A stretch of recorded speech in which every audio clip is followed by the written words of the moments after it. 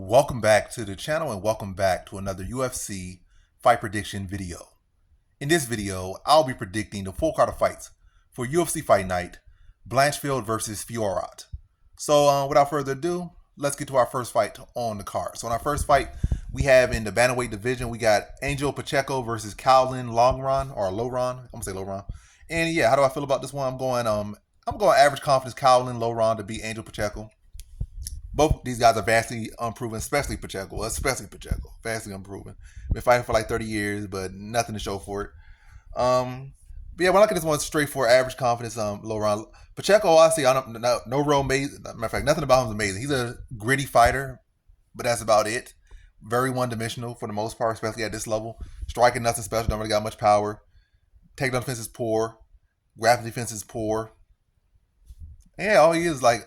I would, in my honest opinion, no insult, but take it as insult, whatever you want. He's a barroom fighter, level fighter. He don't really belong in the UFC.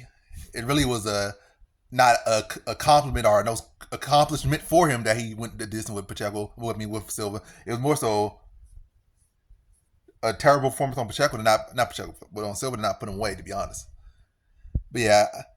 Questionable grappling defense. I think Loughran has a good sturdy chin. I think Loughran's more, higher caliber athlete, higher caliber fighter. What am I even saying? I think he's a better fighter, and I think it's a clear path to victory for him. I think he can hold up on the striking with Pacheco, but I don't think that's where he wants to keep the fight. I think that's gives Pacheco all the opportunities, and Pacheco probably on paper should be the better fighter from what we've seen. I mean, should be the better striker from what we've seen. But yeah, I think Loughran, probably touched him a couple power shots, then look for the takedown, look to level change, scoop him up, drag him to the mat, and then from there look to dominate him on the ground. I feel like Loughran has fought better competition, has fared better against better competition, and I think it's a clear grappling edge for him, and I think he should be able to use it. I think he gets him down, grinds him out through the first round, probably some ground and pound as well, some heavy shots, probably on the feet that sets up the takedown, then some heavy ground and pound. Then the second round, rinse, repeat, but this time going with a finish, going for the finish, looking for the finish, setting up the finish, and then getting it second round. So in this one, I got Loughran via second round submission. Now to our next one, we have in the middleweight division, we got RD Petroski versus Jacob Malkoun. And how do I feel about this one right here? Is I'm going low confidence RD Petroski to beat Jacob Malkoun. And with this one, yeah, Malkoun, he's rightfully favored. I don't think he should be as big as a favorite as he is, but I understand why he's a favorite momentum, this and that. But stylistically wise, I think this is a great opportunity for Petroski stylistically. Malkoun hasn't really shown much on the feet at all. He has much better cardio. But I would say Petroski is the better wrestler and grappler on paper from what we've seen. And, what they have, I guess, somewhat accomplished. But, yeah, I feel like Petroski can address the grappling. I think the biggest issue with Petroski here is his cardio. But I feel like the fact that Malkoun only really just wrestles, like he's kind of hesitant to throw any type of strikes. And then, he doesn't respond well when he's hit with strikes. And I don't think Petroski responds that well either. But between these two, Petroski is the one with, that power to put his lights off. Like Malkoun doesn't really show any real power. And if anything, Petroski's lost to, what's his name? Pereira. Aged kind of well because he just went over there and stopped a tough Mikhail Zaitchuk even easier. So, like, maybe that loss wasn't as bad. Yeah, that loss wasn't as bad as it looked. But anyway, I just think, to sum it up, I think Petroski should be able to address the grappling of Malkoun. Maybe even out-wrestle him. But I think he should be able to, address the wrestling. And, touch Malkoun early is Phil Hawes was able to touch him early. Not to say that, even compared the two, but a guy with a good, solid wrestling background and power. And also Phil Hawes is chinny, so that's another chinny fighter, questionable cardio, but amazing athlete. He's a talent in Phil Hawes. They just had cardio issues, chin, and mental issues and whatnot in the cage.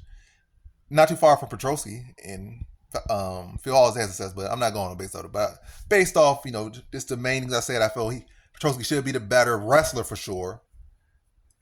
I'm not saying over 15 minutes, but you just put him at I guess in a wrestling match, pure wrestling match, Petroski should be able to beat Malkoun handily in a wrestling match.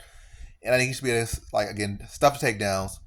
And I think with that power, I think he'll start to press Malkoun. I think he, is able to cut him off, get him in his cage, tee off on him, and get him out of there first round. Put the power on him, put the power on the chin, and get Malkoun out of there in the first round. But the the finish might sound like he runs over him or anything, but it may prepare him he runs over him. But this is very much a competitive fight on paper. But I think best for Petroski to win this one is to get him out of there early. And I think that's what he's going to do. And I think he does it in the first round, towards the end of the first round. So in this one, I got Andre Petroski via first round TKO. Now to our next one, we have in the women's flyweight division, we got Melissa Gatto versus Victoria Dudakova. And how do I feel about this one right here? I'm going low confidence Melissa Gatto to beat Victoria Dudakova. I just feel like at this point, at this current point right now, I feel like Melissa Gatto is more fleshed out. You might look at her losses. Hey, she lost this fight, she lost that fight, and Dudakova was undefeated. But Dudakova in her last fight was very, very disappointing, very underwhelming. Then her debut, she won via injury. And even her contender series fight was very underwhelming. So I feel like Melissa Gatto, this has shown much more for me. I feel like Melissa Gatto is a much better submission grappler. I feel it could be an issue of Gatto just, is too comfortable, content, stand on bottom. But I feel like she could have success with her takedowns. I feel like she could have success off the bottom. She's very active off bottom, very dangerous off bottom. And then on the feet, I think she's a more lethal striker. But I just think she's more tested and she has 4 higher level competition. Like, we look at who she's fought. Dudakova fought people that she was supposed to beat.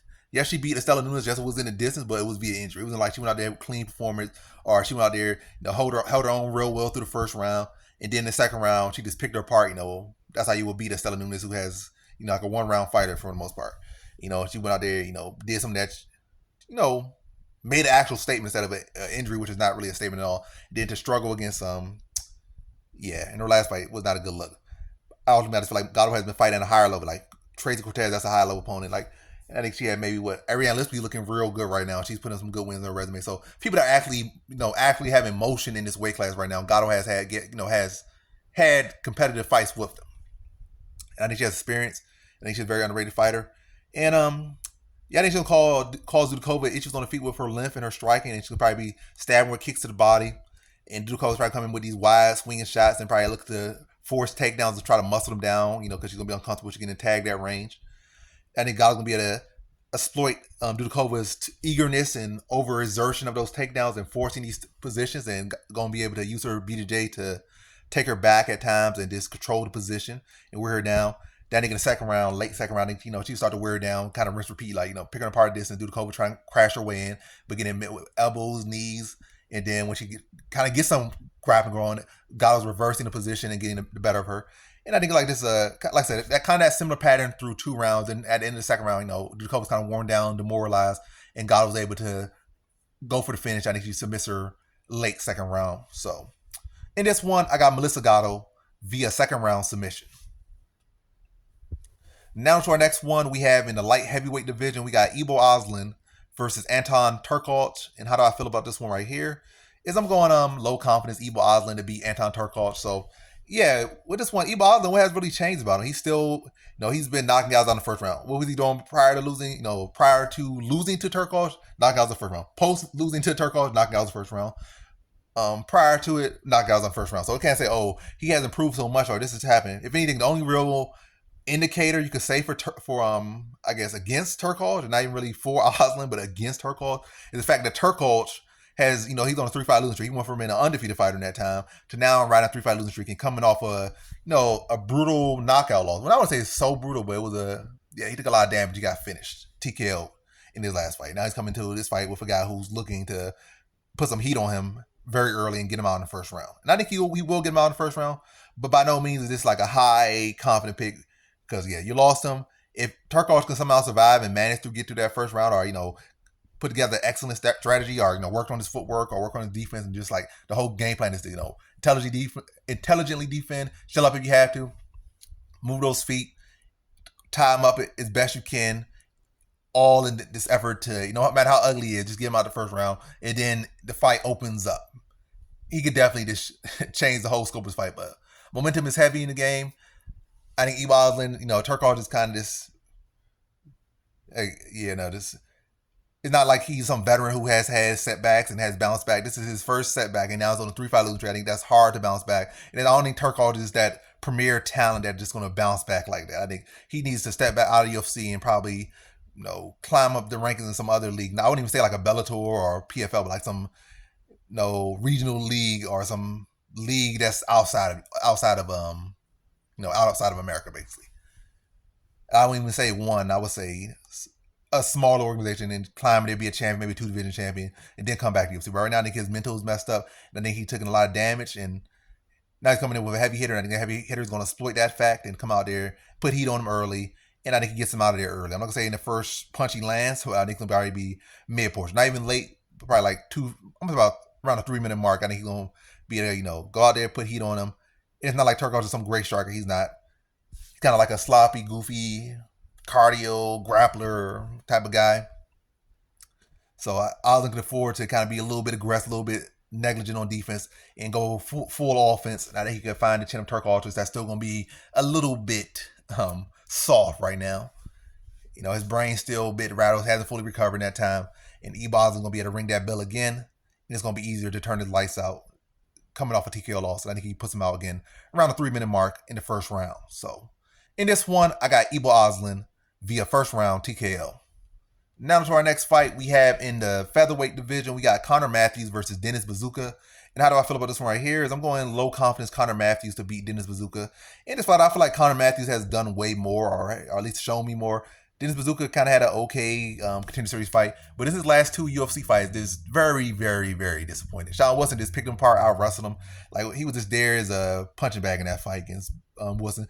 In his last fight, Emmers just starched and made him like he didn't even belong in the UFC at all. Not say that those are bad fighters; they are not bad fighters; they're solid fighters. But Buzukja's performances were sad. Those are good fighters, but his performance against them were sad, to say the least. And when I look at Dennis Buzukja, even when I look at his contender series fight, what is your real strength?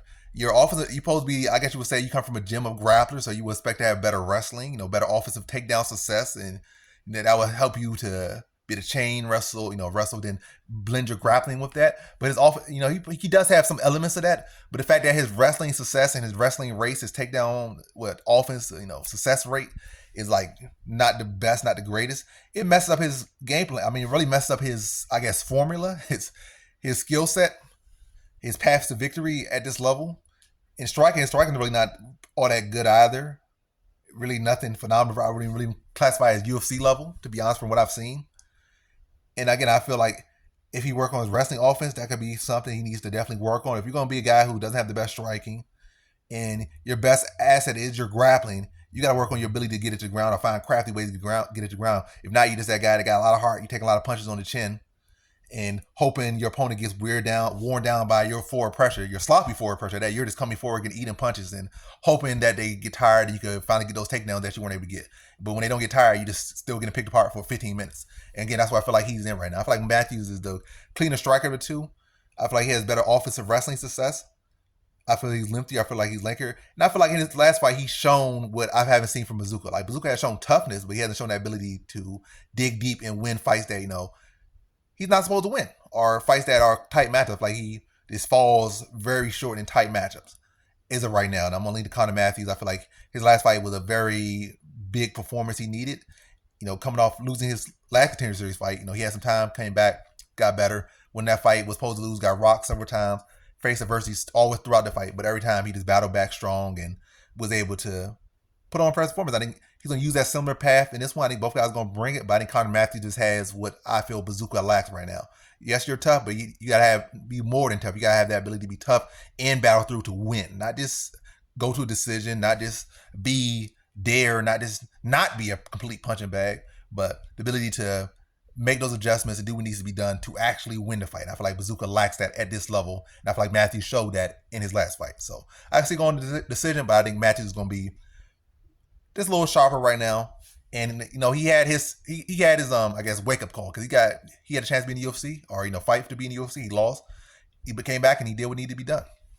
His wrestling came back better. He was improved in a lot of different areas. I think Buzukja needs similar things, but I think that day is going to be Conor Matthews' day. Is going to continue. So I think Conor Matthews is going to be a little bit sharper, a little bit smarter, make better adjustments out there, and just be just a little bit better. So in this one, I got Conor Matthews via decision. Now to our next one, we have in the featherweight division, we got Julio Arce versus Herbert Burns. And how do I feel about this one right here? Is I'm going average confidence Julio Arce to beat Herbert Burns. I think what do I think about this one? Herbert Burns is a solid enough fighter, amazing grappling, but just lacks toughness. I feel like Julio Arce is a very well-rounded fighter, a real solid fighter. And I think he can holds on with Herbert Burns everywhere, and I definitely think he has a huge a huge striking advantage. I think he has a huge experience advantage though, as far as actually measuring up to his competition and giving them good fight and not just falling over when he faces adversity. Like a solid fighter, and that's a big factor. And yeah, yeah. I think ultimately what this come down to with this one, I just feel basically I feel like Arce can deal with the best Burns could bring, but I feel like Burns can't deal with the best that Arce could bring. And I think Arce can, just like Algeo do, extend him out the first round at the very least. I think he can run through him in the first round, to be honest. He can run through the first round, he can run through him in the second round, the third round. But at the very least, I think Herb Burns can, hold a good account for himself through, like, I guess the first round. But I still see it as Julio Arce around. But I think Julio Arce could keep the intensity up, see Herbert Burns wilting, when the fight's not really going his way. That's nothing. When the fight's not going his way, we see wilting in Herbert Burns. And I've seen that even prior to UFC. I picked Landwehr to beat him, but then he got that knockout. I think it was like the first round, that clinch knee.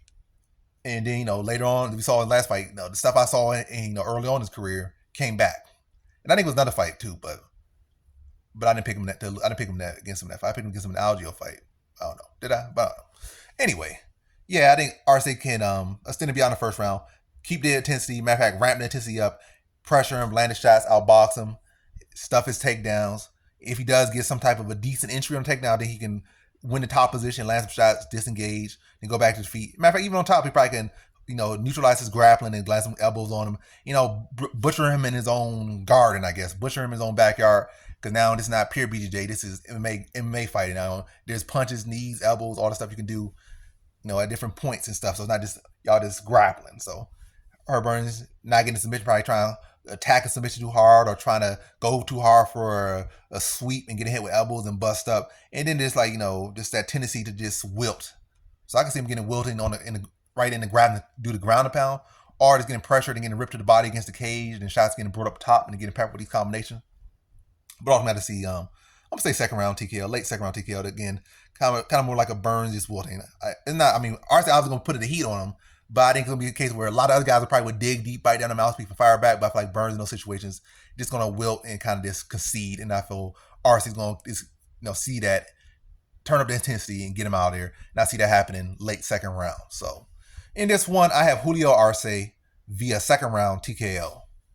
Now to our next one, we have in the women's strawweight division, we got Virna Jandiroba versus Lupita Godinez. And how do I feel about this one right here? Is I'm going average confidence Lupita Godinez to beat Virna Jandiroba. And this is a very, very, very, very, very, very, very, very, very tight matchup, to be honest. Jandiroba has a lot of upside in this one, to be honest. I feel like she should be the better grappler. If anything, if Virna Jandiroba really locked in, but at this point, you haven't locked in at this point in your career. At this level, is it really ever going to happen? I highly doubt it. But if she locked in, Virna Jandiroba could be a title challenger, easily be a title challenger. She has all the skills. She could easily be a title challenger. She could even sneakily be a champion at 25 or 15 if she's truly locked in.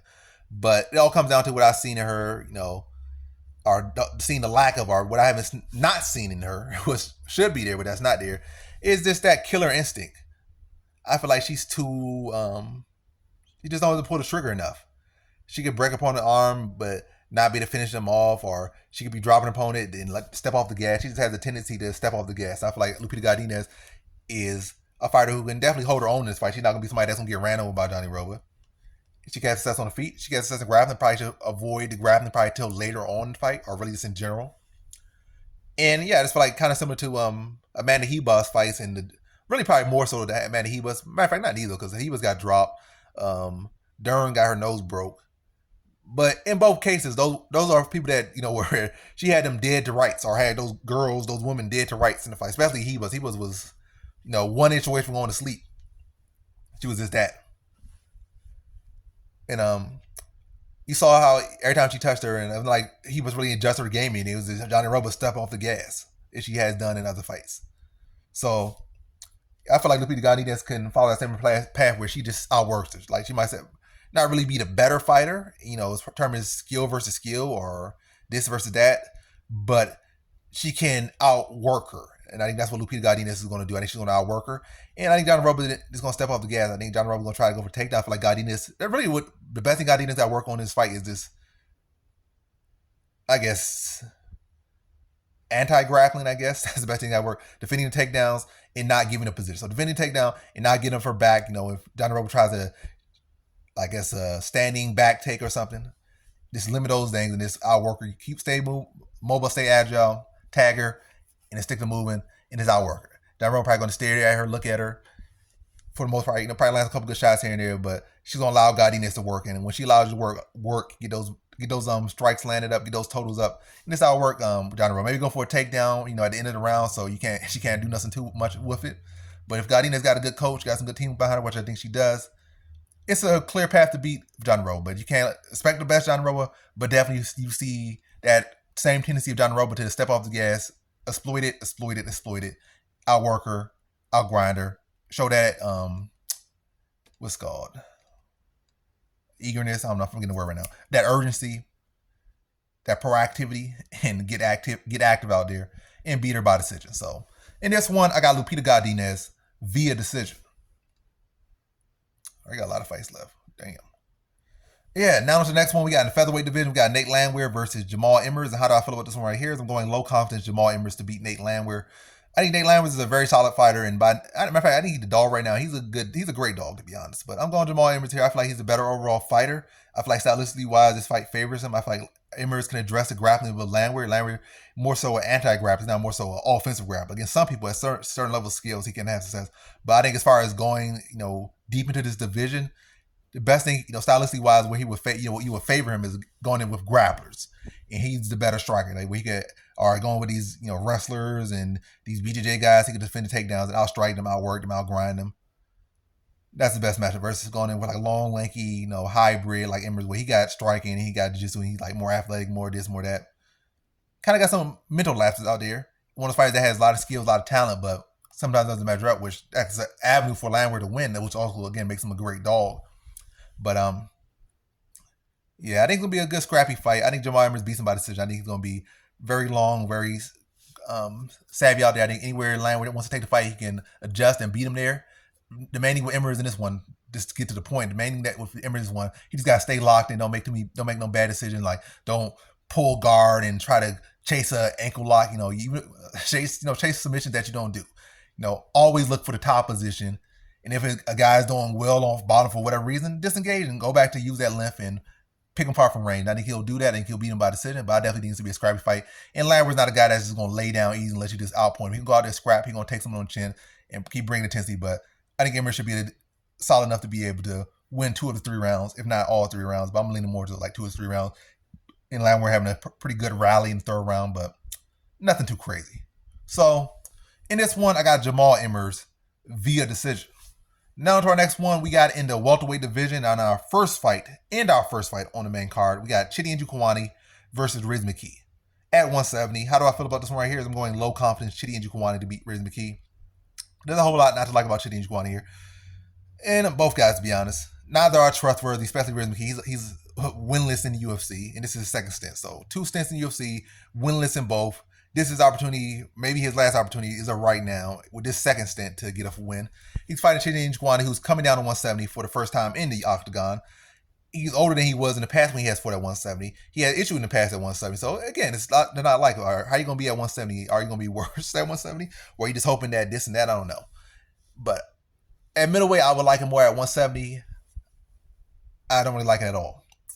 And I feel like Chidi Njokuani is the more talented fighter. Riz McKee is the more well-rounded fighter. Chidi Njokuani is the more talented fighter. He's the bigger fighter. He's the better striker. It's not like Riz McKee has great offensive wrestling anyway. So I feel like Chidi Njokuani can address the wrestling there, land the clean shots, might even potentially put him out. But what I do like most about Riz McKee, he has heart. I feel like Chidi Njokuani kind of lacks heart, kind of lacks mental fortitude a lot of times in these fights. And we've seen fights he was out there like Mikhail Oleksiejczuk. He was hurting him. Then when Mikhail Oleksiejczuk started hurting him back, fight over. Gregory Rodriguez, hurting Gregory Rodriguez. Then as soon as Gregory Rodriguez hurt him, fight's over. Like, you have the ability to dish it, but you can't take it. And not a really trait I like, especially when I don't like that trait, especially when it's consistent. Maybe one fight, but like, that happened one fight, I'm not letting that happen again or something. But yeah, it's not like Riz McKee's the biggest puncher. He's a volume puncher, not really a finisher, not really a great offensive wrestler or anything like that. So if it's pure striking, Chidi Njokuani should be the better striker. Should potentially be able to get a finish, but I'm leaning decision here. I think Chidi Njokuani will have a good start, but I think the weight cut's going to affect him as far as his output and his cardio and whatnot. But I think it's going to be a close fight. But I think Riz McKee's going to come on a little bit late. but does not have the power. And he's just not really no big heavy hitter. He's not no real great finisher. But Chidi Njokuani gonna win based off the first couple rounds and probably lose a close third round and then win the fight decision. Maybe even they might do a split decision just to make it interesting. But I'm leaning Chidi Njokuani to win this one by decision. So in this one, I got Chidi Njokuani via decision. Now to our next fight, we have in the featherweight division, we got Bill Algeo versus Kyle Nelson. And how do I feel about this one right here? Is I'm going to Bill Algeo to beat Kyle Nelson.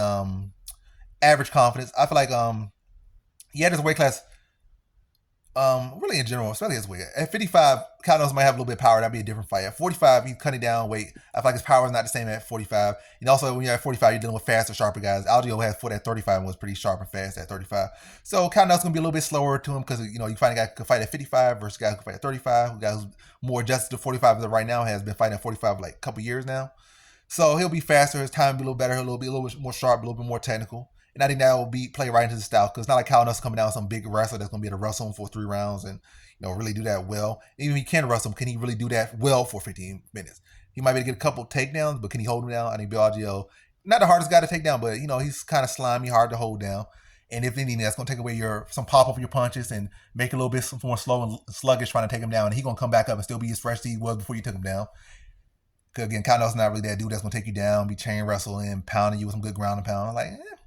If anything, it's just points, position, optics, but no real damage, no real great control.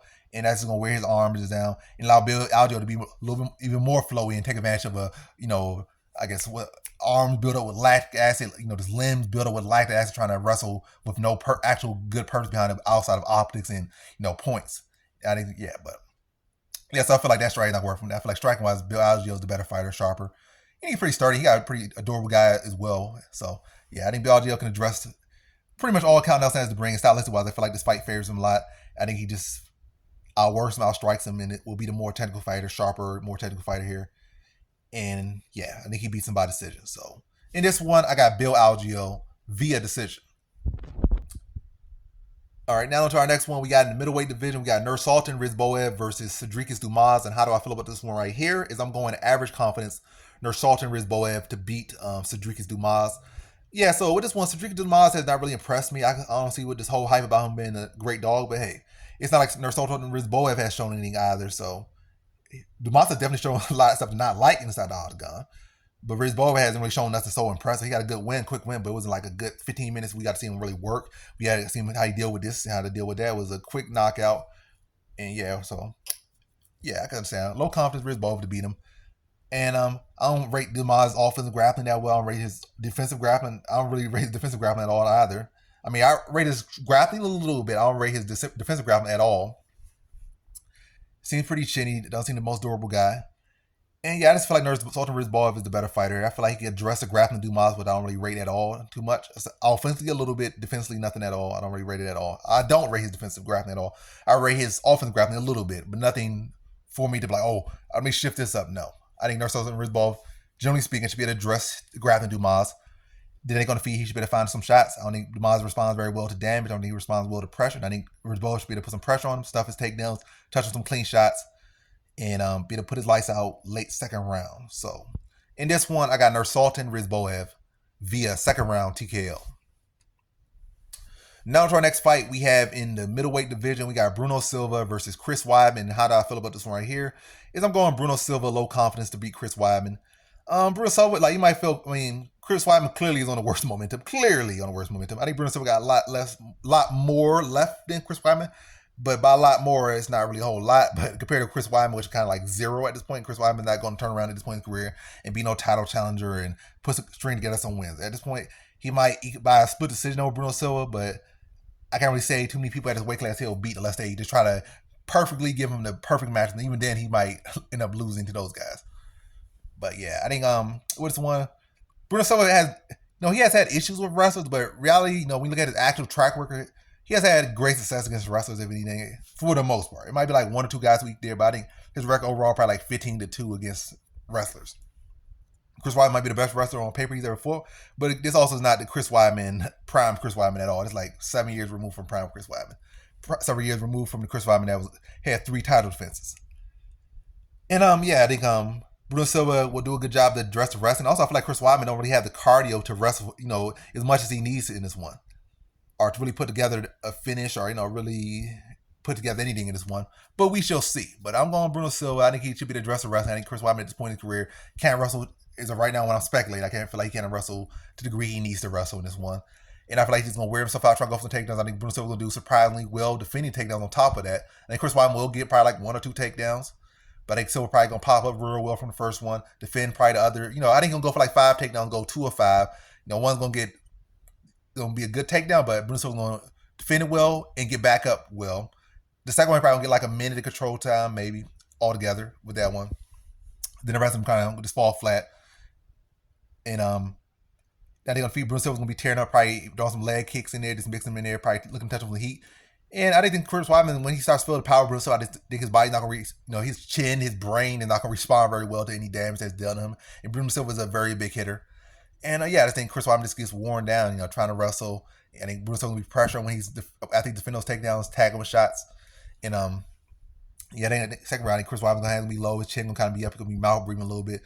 And I think Bruno Silva's going to be able to apply the pressure, throw some combinations. Not too many combinations. He's not no big combination puncher, but maybe like 2-3 punches. Or maybe just look to draw his attention elsewhere and load up on a big shot and touch him with something big. And I think he puts Chris Weidman out, I'm going to say early second round. Well, I'm going to say mid-second round. So mid-second round TKO for Bruno Silva. So in this one, I got Bruno Silva via second round TKO. Now to our next fight we have in the welterweight division. We got Vicente Luque versus Joaquin Buckley, or Joaquin Buckley. And how do I feel about this one right here is I'm going low confidence I'm going average confidence Joaquin Buckley to beat Vicente Luque. I feel like Vicente Luque has, took a lot of damage in the Jeff Neal fight. And even in an RDA fight, when RDA touched him, who's not even notably a power puncher, especially not at welterweight, I feel like he didn't respond the best. And he went to a grappling approach. It wasn't because, it's a smarter strategy. It was like, nah, I don't like the way my, shots are feeling. I'm going to go to wrestle. And, Vicente Luque has never wrestled anyone, but he decided to wrestle RDA of all people. And, he had to do that because, he was trustworthy of his chin. And, it might have been some time now. He was able to get that fight out the way after that brutal loss. And he might feel like, he's more confident now. But in general, Vicente Luque is not typically the guy he never has had good defense. He's always getting tagged up. He's always getting wild, always getting tagged up. In the past, this, that, on a streak, on a lost streak, he's a guy that's susceptible to getting chin, touched up. He might not have a track record getting knocked out so much outside of the Jeff Neal fight and maybe some other fight, but definitely the Jeff Neal fight sticks out. But yeah, early on, he's very taggable. Throughout the fight, he's very taggable. And I think Joaquin Buckley could take advantage of that. And I don't think ever in his life he's going to recover, as a fighter from the damage he took against Jeff Neal. And I think that's still going to be some damage there. Again, I think he's very hittable in the early rounds. Very susceptible to getting wobbled, maybe even drop. And I think Joaquin Buckley is very explosive, very powerful.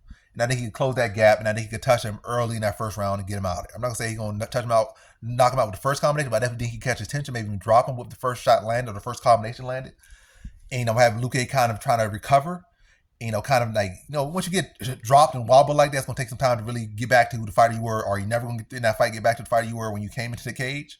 But yeah, knock some of those belts off him, knock some of that skill out of him early in that first round, and kind of had wobble, kind of timid, kind of walking gingerly out there a little bit because he's trying to connect the dots in front of him, and a little bit wobbly and not really seeing all the shots coming. And I think Joaquin Buckley's gonna be to start to touch up some combinations, move, lateral motion, and just mix up the target. He already saying 2 or 3, and now you move. You moving in here and there, coming in here, hit him with some awkward combinations, hit him from weird angles like Buckley can do.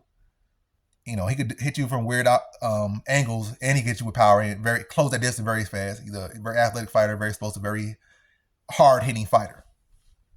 And I think once Luque starts to be like with the damage, and Buckley starts to accumulate and starts to get lock in on him, and Luque still kind of wobbled and not all there in that fight, I think he sees the finish, and I think he goes for it, gets it in the late stages of that first round, and puts it on him, get him out there again, late stages of the first round. So in this one, I got Joaquin Buckley via first round TKO. Now to our next fight we have in the main event in the women's flyweight division between Erin Blanchfield versus Manny Fiorot. And how do I feel about this one right here is I'm going low confidence Erin Blanchfield to beat Manny Fiorot. And this is a very, very tough matchup, to be honest. And I think this is a fight that's going to let us know who both of these fighters truly are. I think they match up both well. And I think they both have parts of that game, or in general, that whole game is basically going to say, are you this or are you not? Like it's going to answer big questions for both of these fighters. Like Blanchfield, potentially she might have to win this fight, win rounds or win a key round on the feet, potentially. Manny Fiorot, we're gonna see how she does with a young, solid, in her prime. Well, not even in her prime yet, but a young, hot, rising fighter, contender in Blanchfield, who's gonna bring the wrestling and the pace. How would she do in 5 rounds with a solid competitor like that? How would she do defending multiple takedowns? How would she do if she does end up on the ground for a sustained amount of time? Like, we're going to see how she deals with that, or if she even has to deal with that. In Blanchfield, we're going to see if she's going to have to deal with striking, or if she's going to be able to get successful with the ground game and not really have to deal with that. But it kind of seemed like if Fiorot keeps it standing, it should be her fight. If Blanchfield can consistently get takedowns, it's going to be her fight. And I feel like Blanchfield at 25, 26 years old, I feel like she has that youthful cardio and she can wrestle, and she can go for like those 15, 20 takedowns, a fight, in a 5-round fight. And whether she get them or not, that could limit Fiorot, and that could, allow her to get her offense on better. She could use that. Like, even if she's not getting takedown, like she could go 0 of 20, 0 of 30. But by the fact that just like when Rob versus Piotr, he went like 2 of 50. But because he was going for the takedown, Piotr couldn't really strike. And he had to, kind of defend the takedown. When he was defending the takedown, Dvalishvili was punching him in the mouth. Like, it's still effective. It might not be like pretty on paper, but you gotta do what you gotta do. And I feel like in this one I'm leaning Blanchfield because she can do more things. Fiorot, it all comes down seemingly to her striking. Yeah, she might be this and that, but in this fight, if seemingly heavily, but again, we will see. Maybe she got there, she submits her, and she will say, "Now I'm more than just a striker," but at this level. But yeah, I'm leaning to the more well-rounded fighter. I think Blanchfield should be a go for a takedown. And even she's not getting, again, similar to Merab. I'm not saying she's Merab, but similar to Merab and other fighters who have used their wrestling, even despite not having success with it, to limit their opponent's offense and make them give them something different to look about. Now they try to defend a takedown, and you hit them with an overhand, hit them with a right hand, or you defend a takedown, and then you let go of the single leg, come back up to a clinch, and you jam a knee right into their stomach, right into their sternum or something. Just mix it up. And I feel like Blanchfield will do a good job of doing that. And I see going to the sit. I think it's a very competitive fight, but I think Blanchfield's work rate and being more well-rounded, and again, whether she's having success with it or not, the fact that she is going for takedowns and she's able to even, this is another thing to look at it. Even if you're not getting takedown, the fact that you were able to fail a takedown means you were able to touch your opponent, and you were able to initiate some semblance of a takedown. So you were able to get some semblance of some control enough to say that was an actual takedown attempt. And that's success in its own way. Especially you can use that in your own way. So I feel like that's going to be a key factor as one. But again, I think it's a competitive fight. And I also think Blanchfield's work rate is going to wear down Manny Fiorot over the course of the fight. I think she'll have more success in the 4th, 5th round. Probably even come close to a finish or be looking like she could get a finish. But I think Fiorot will be game throughout this fight.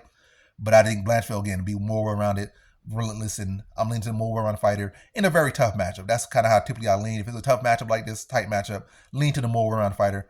And the fighter I think can push the pace better in a variety of ways. So in this one, I got Aaron Blanchfield via decision. And that concludes my fight